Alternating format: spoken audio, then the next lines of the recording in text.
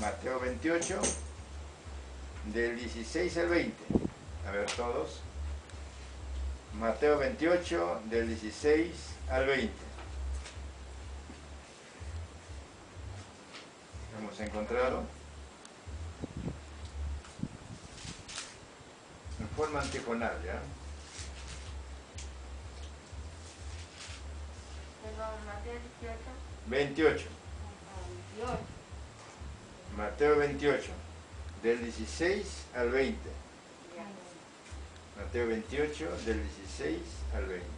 Amén. Pero los 11 discípulos se fueron a Galilea, al monte donde Jesús les había ordenado. 17. Y cuando le vieron, le adoraron, pero algunos dudaban. Y Jesús se acercó y les habló diciendo: toda potestad me es dada en el cielo y en la tierra. 19. Por tanto, id y haced discípulos a todas las naciones, bautizándolos en el nombre del Padre, y del Hijo, y del Espíritu Santo. Todos leamos el 20. Enseñándoles Que guarden todas las cosas que os he mandado. Y aquí yo estoy con vosotros todos los días hasta el fin del mundo. Amén. Muy bien. Podemos darnos cuenta aquí en una gran verdad. Esto está hablando después de la resurrección.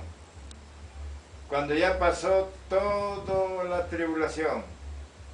Pasó momentos difíciles el Señor. Acá es el momento de gloria. Y esto está profetizado por el mismo Cristo. A ver, leamos Mateo 26, 32. En el mismo libro. Miren lo que dijo el Señor. Pero después que haya resucitado, iré delante de vosotros a Galilea. Los discípulos, cuando escucharon esas palabras, ni siquiera lo entendieron. ¿Cómo es, no? Cuando uno está todavía bebe en el Señor, no entiende mucho el mensaje. Falta que madure en la fe, recién toma atención y puede entender que lo que iba a suceder con Jesucristo después de la resurrección. Iré a vosotros, ¿qué dice? A Galilea, ¿no? En el versículo, ¿qué versículo estamos? 32, ¿no? Pero después que haya resucitado, mira lo que dice. Iré delante de vosotros a Galilea. Todo ya está planificado. Todo ya está puesto. Falta solamente que se cumpla, ¿no? Cuando es algo divino. Muy bien. Y vemos que lo vieron a Jesús, le adoraron. Y algunos dudaban. No falta siempre quien tenga su razonamiento humano, ¿no? Pero lo vieron ahí. Está con sus llagas en sus manos, en sus pies, pero siempre la duda, ¿no? Inmediatamente Jesús se acerca y le dice: toda potestad me ha sido dado en el cielo y en la tierra. Con eso le estoy diciendo: no soy un simple ser humano como ustedes piensan. No. Soy parte de la gloria y tengo poder para hacer maravillas, ya sea en el cielo, ya sea en la tierra. ¿Qué les parece? Entonces lo que estamos siguiendo nosotros ahora no es a cualquier líder, sino es a Jesucristo el Señor. Amén. Amén. Él es el único quien hace maravillas. ¿Qué? ¿Está profetizado? Sí. Leamos en el libro de Daniel, a ver, en el libro de Daniel 7, 13, 14. ¡Qué tremenda profecía!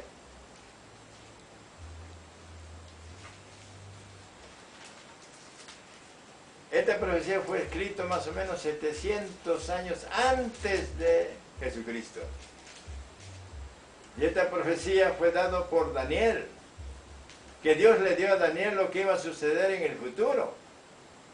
¿Qué dice acá? Miraba yo en la visión de la noche, he aquí con las nubes del cielo, venía uno como un hijo de hombre, y vino hasta el anciano de días, y le hicieron acercarse delante de él. Y le fue dado dominio, míralo, gloria, reino, para que todos los pueblos, naciones, lenguas, le sirvieran. Y su dominio es dominio eterno, que nunca pasará. Y su reino, uno, no será destruido. Cuando la autoridad política romana le dice, ¿no?, a Jesús, dime, ¿eres inocente o eres culpable? Yo soy la persona en quien te puedo librar. Jesús abre la boca y dice, mira, lo que está sucediendo no es por ti. Y si realmente quisiera defender mis derechos, llamaría a mi padre me mandaría los millones de ejércitos que tengo y me defenderían.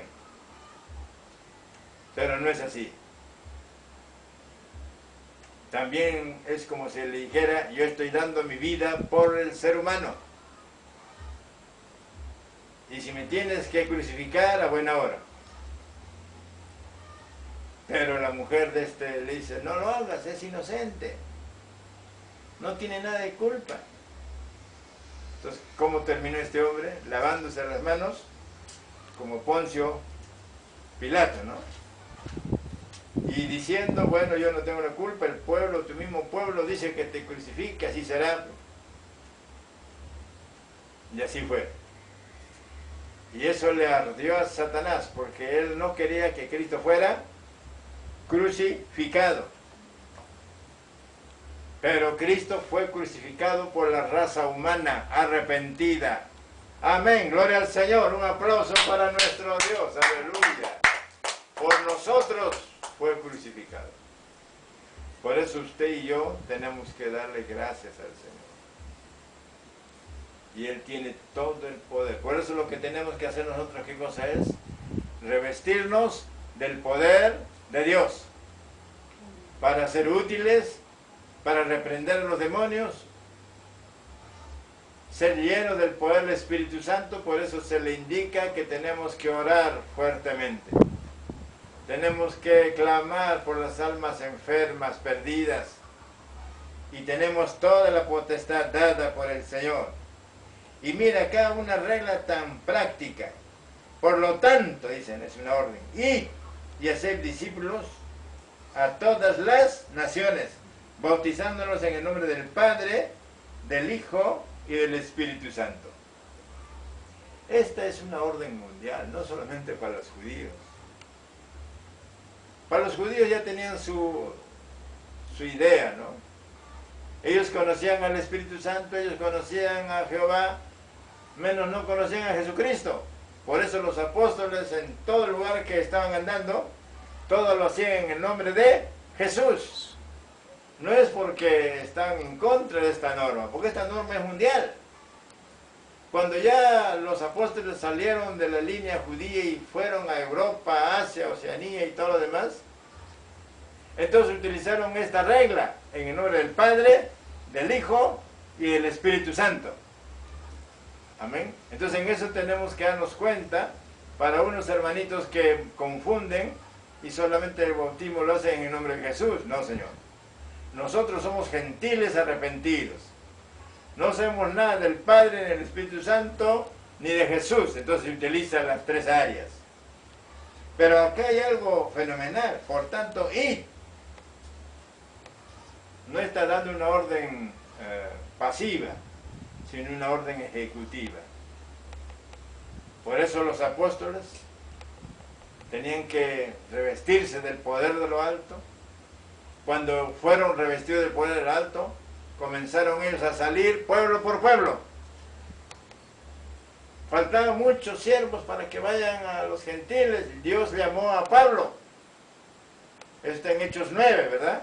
Y lo llamó a Pablo, lo preparó, lo formó, y el mismo Pablo predicó la palabra en Damasco. Gloria al Señor. Comenzó a extender el reino del Señor por todos los pueblos. No le importaba si debía morir o no. ¿Estaba qué? En las manos del Dios Todopoderoso. Y cuando ya pues terminó la obra, llegó hasta Roma, predicó a Nerón la palabra, que era un impío, un perverso, y ahí terminó muriendo Pablo. Dijo Pablo antes de morir en una carta: he terminado mi meta, mi carrera. Ya, tengo que irme, ¿no? Lo agarró Nerón, lo metió acusándolo de que quemó Roma y qué sé yo, y lo mataron a Pablo. ¿Pero está muerto Pablo? No. No está muerto. Al cuerpo le han hecho lo que han querido, es cierto. Pero el hombre interior, que es el alma y el espíritu, está en la presencia del Señor.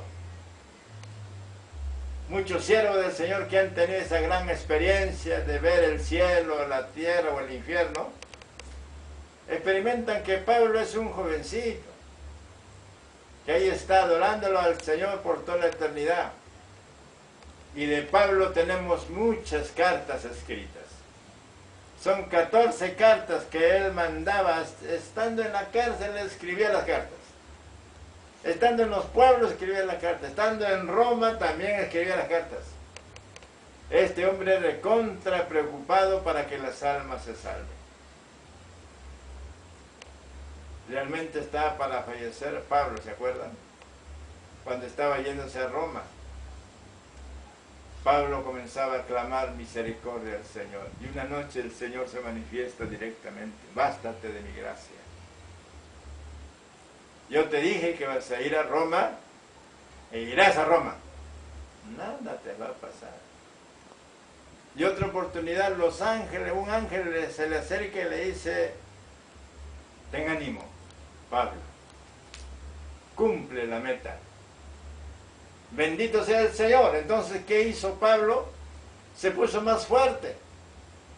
Todos los soldados ya estaban diciendo: bueno, matemos a los reos, matemos también a Pablo y a todos y terminemos la cosa. Quiere decir que Satanás siempre interviene para que no se haga la obra del Altísimo.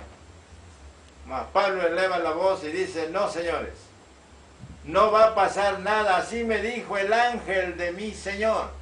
Aleluya. Qué fe tan grande, ¿no? Es algo que muy poco de nosotros hoy día podemos tener, pero cuando conocemos recontra bien la palabra, la fe también abunda. Y podemos decir: yo sé que mi Señor vive, y mi Dios me dará vida hasta cuando Él quiera. Y hasta cuando Él quiera predicaré la palabra. Aleluya, gloria al Señor. Amén. No es asunto ya de la gente, de la opinión humana. Es asunto del Señor. Igual también Pedro se convirtió en un predicador, en un mártir. Bueno, piensan de que murió en Roma con la cruz abajo, pero la verdad lo sabe Dios. Pero el asunto que él fue fiel. El único que no murió acribillado fue Juancito, el apóstol Juan. Él, hasta el último, teniendo más de 90 años, comenzó a escribir el Apocalipsis y terminó el Apocalipsis. El emperador que quería su muerte y lo buscaba, se hacía el Dios.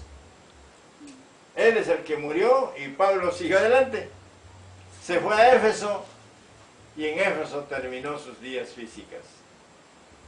Dio recomendaciones a la iglesia de Éfeso y se fue Juan, uno de los discípulos más antiguos. Pero en la época de Jesús uno de los discípulos más jóvenes. ¿Cómo es, no? Cuando uno es fiel al Señor, el Señor te guarda. El asunto es que cumplas su obra. ¿Y qué hizo Juan? Escribió el libro de San Juan y 3 cartas, que si lo leemos realmente es el tema del amor, ¿no?, que escribe. Gloria al Señor. Entonces dice y. La palabra y explica mucho. En otras palabras, tenemos que evangelizar. Hablar de Cristo y su poder, su gloria, contra toda fuerza maligna.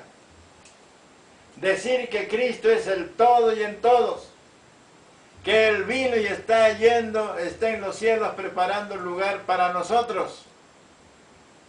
Y un día, dejando esta carne, también nos iremos a la gloria eterna. ¡Arrepiéntanse! Tenemos que seguir hablando a la familia, a los amigos, a los vecinos, a todos los que se encuentran en nuestro paso. Tenemos que hacer hijos espirituales, porque eso está marcado en los cielos. Cada hijo espiritual es una estrellita. ¿Cuántos hijos espirituales tiene usted ya ganado? Tiene usted muchas estrellas. Y si usted no tiene ningún hijo espiritual, preocúpese en hablar la palabra a la familia, a los amigos, a toda la gente, y que puedan ellos arrepentirse. Después que ya fueron salvos, ¿qué hay que hacer? Hacer discípulos a todas las naciones. En otras palabras, discipular. Esas almas que son nuevas, tan hambrientas en Dios, son como bebés que recién nacen espiritualmente, tan con ese sentir de querer conocer más de Dios. Tenemos que aprovechar a discipularlo. En otras palabras, instruirlo, educarlo, formarlo. Decirle todo lo que usted sabe de Dios. Que aprenda textos bíblicos, que lea la Biblia, por ejemplo, el libro de San Juan, si quiere entender la palabra de Jesús, si quiere entender de que ya estamos en la misma historia de los romanos en estos días, donde el homosexualismo, el sexo libre y todo lo demás están igualándose a nuestra época. Entonces realmente tenemos que buscar el rostro de Dios. Tenemos que decirle: Señor, ayúdanos a poder predicar tu palabra. Lea el libro de Romanos en su casa, en sus momentos posibles, y usted va a entender qué es la palabra de Dios para tu vida. Entonces, ¿qué tenemos que hacer en segundo lugar? Tenemos que discipular. Enseñarle quién es Dios, qué cosa es la Biblia, qué cosa es Jesucristo, cuáles son los ángeles malignos, qué cosa es el pecado, todo el curso del discipulado, ¿no? Para que ya en conciencia propia se convierta el Señor y pase por las aguas del bautismo, ¿no? Bautizándolo después en el nombre del Padre, del Hijo y del Espíritu Santo, y se convierte en un miembro del cuerpo de Jesús. Amén. Amén. Es uno más para la iglesia del Señor. ¿Se da cuenta usted? Enseñándoles que guarden todas las cosas que os he mandado. Quiere decir que el nuevo discípulo, usted, todos, tenemos que estudiar la vida de Jesús, las palabras de Jesús. Tenemos que estudiar lo que el Señor le habló a Pablo, ¿no es cierto? Y vivir una vida bíblica. Si esta carne te quiere torcer tu vida espiritual, repréndalo en el nombre de Jesús. Pero cuando ya eres nacido de nuevo, esta carne está crucificado con sus pasiones y deseos. Ya no eres como en el mundo. Y si te falta todavía resolver varias áreas, el Señor lo va a arreglar día tras día. Tantas cosas que nos suceden, como dijo el hermano Carlos, y cada cosa que sucede aprendemos más. Es para nuestro bien este pandemia que está acá pasando. Mucho hemos aprendido. Cómo librarnos, cómo ser firmes, cómo orar. Ahorita tenemos que orar por muchas almas que están en momentos difíciles. Y miren lo más lindo, termina el Señor y dice: Y he aquí que yo estoy con vosotros todos los días hasta el fin del mundo. Ahorita, ¿quién está aquí? El Señor está con nosotros. Amén. Amén. Los ángeles del Señor están con nosotros. Humanamente estaremos pocos, sí. Pero espiritualmente está aquí los ángeles, está el Señor. Por eso la gloria del Señor se siente en nuestras vidas. Y nos debemos gozar que estemos siempre en la casa del Altísimo. Yo sé, Señor, que tú estarás en mi vida, en todo lugar donde yo esté. Yo sé, Señor, de que en el lugar donde yo esté seré también bendición. Aleluya. Yo sé que tú me bendecirás en la economía, romperás de mí toda miseria. Porque ¿para qué quiero la plata? Solo para sostenerme en esta tierra. Pero un día me iré a tu gloria eterna, estaré para siempre sirviéndote. Pero mientras estoy aquí, tengo que evangelizar. ¿Qué más? Tengo que discipular. Otro, tengo que entender bien la doctrina tuya, Señor. Cuarto, saber que tú estás siempre conmigo y que nunca me abandonas.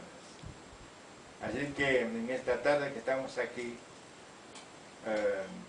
sepamos que Jesús es el Señor, porque a Él le servimos de todo corazón. Vamos a leer otro texto bíblico y con esto terminamos. En Juan 10, 18. A ver, hemos encontrado. Aleluya. Juan 10, 18. Vamos a leerlo desde el 16 para entenderlo bien.